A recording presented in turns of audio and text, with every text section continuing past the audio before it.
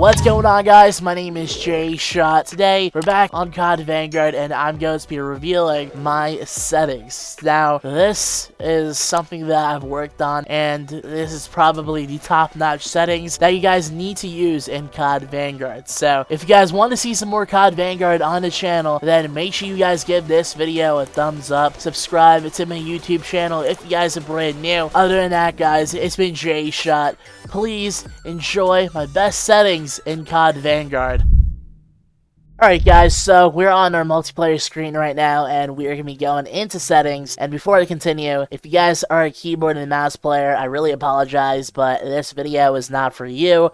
I mostly play on controller, and yeah, that's how it is, you know? But we're going straight into graphics, and let's talk about display. So for the display mode, I have full screen. If you don't play on full screen, then you're a psychopath, because I don't recall anyone playing on windowed or full screen borderless. I mean, people do actually play on multi-monitor if they have like more than one monitor, just because of the FOV experience, if you know what I mean. But yeah, I mostly play on a full screen. For the display resolution, it's going to be 1920 by 1080p. I mean, hey, I have a standard monitor, so that's how it is, you know? For the monitor, this is like my exact like model number. I don't know what this actually is, but it's a Samsung monitor, pretty basic. I got it for 200 bucks at Sam's Club. But the next thing we got is the refresh rate, and it's capped at 60. I don't really have the best monitor for that, but make sure you change your refresh rate to the preferred refresh rate, because when I booted up this game for the first time,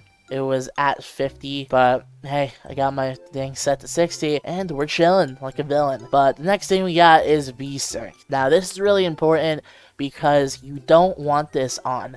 The reasons behind that is because if you're playing and you're in a gunfight and Hotel Royale, pretty much it's going to be pretty choppy, and the gameplay experience is going to be ruined. You're not going to enjoy it, so make sure you have gameplay and the menus off. I think I said Hotel Royale. It's actually Hotel Royal, so my bad, guys. But next thing we got is frame rate limit. So I have this at custom, and I have this all to the max. I mean, hey, I highly suggest that you guys do this because you want to get the best frames as possible. And yeah, that's what I got there. For the aspect ratio, obviously I keep this at automatic, but make sure you set it, I think it's 16:9, but make sure you set it to automatic because it'll just do the job for you. For brightness, I have it at 51, pretty self-explanatory. Display gamma, I have that at 2.2 sRGB. Focus mode, when a game is in focus, there's a black overlay around the game window. I don't know what that is, but I set that to off. Yeah, that's locked too. So the display adapter, I think this talks about my GPU. Obviously I got the GTX 1660 Ti.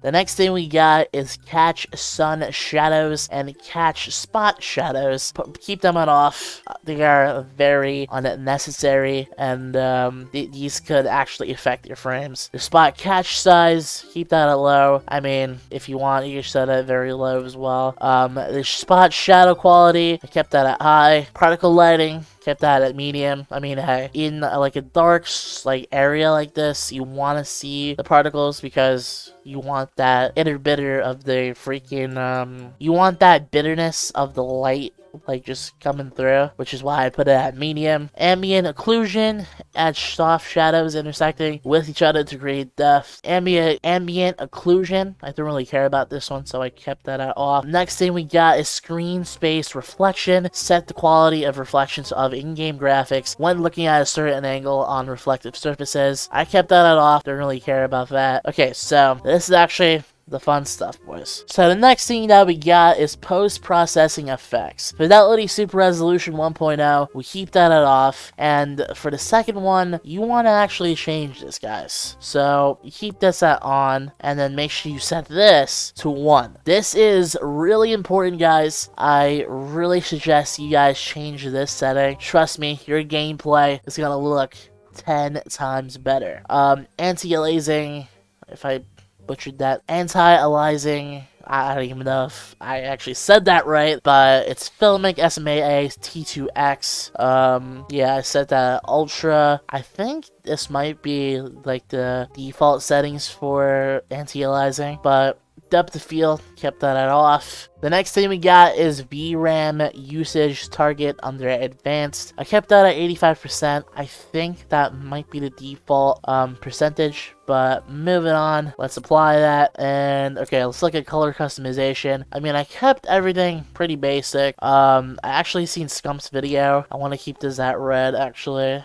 So yeah, everything's pretty basic except for the second one. Color filter target to interface. But next thing we got is field of view. I play at 120. I mean, hey, it really helps me out with gameplay. ADS field of view, I keep that at affected, so when you're aiming in, you don't have to like zoom in as much, so that's really helpful. Next thing, this is actually a game changer. I've seen this on Scump's video, but the camera movement. Make sure you guys set this to 50%. I think the default setting was like it's at 100. Make sure you set this to 50. It's a game changer. Trust me, guys. World motion blur, weapon motion blur.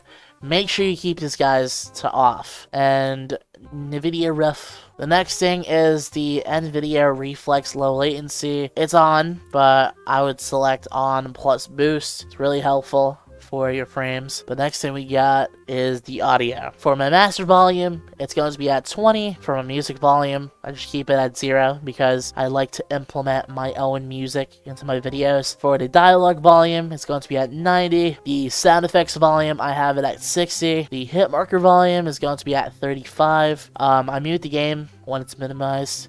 Hit marker sound effects, keep this at classic. I mean, classic is actually a lot better. For the audio mix, I keep this at headphones, obviously, because I'm wearing headphones. For the Killstreak music, I haven't actually listened to the Killstreak music, so I kept that on. I kept this at on. I think I might just turn it off, to be honest. For the mono audio, it's off. Game sound device, I just set it to the default, and all of this is your preferred setting. I keep voice chat off because I use Discord a lot. On to the basic controls. Horizontal and vertical stick sensitivity, I have it at 4. Ground vehicle sensitivity, I have that at 1.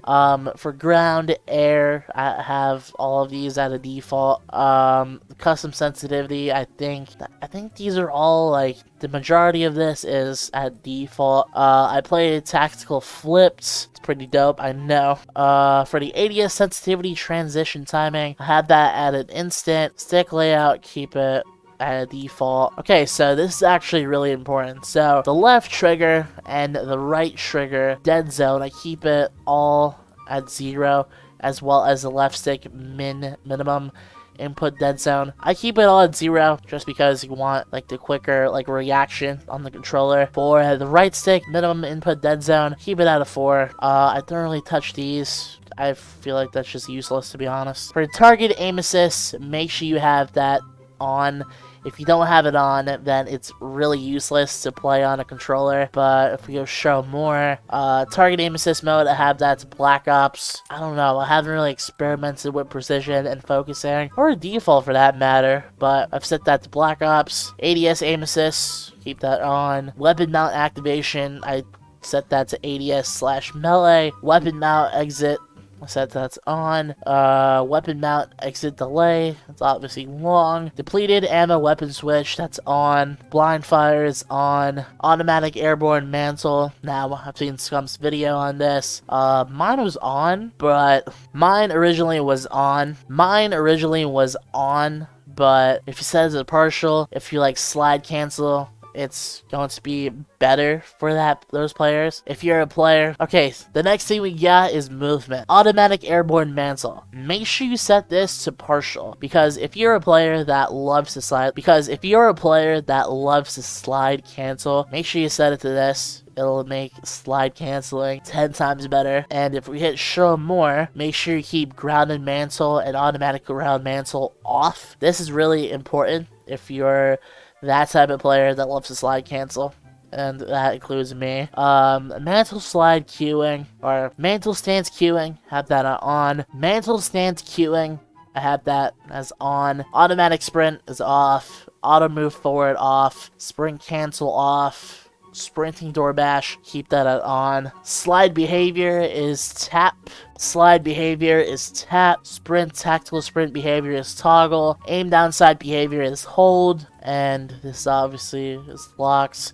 I think these are all default, so the next thing we got is slide behavior. I keep that at tap. This, obviously, it's really beneficial if you're slide canceling. For sprint / tactical sprint behavior, I have that as toggle. For ADS behavior, I have that as hold. I think this is like the default setting because this is locked. The next thing we got is equipment behavior. Set that to hold. Quick demolition charge detonation.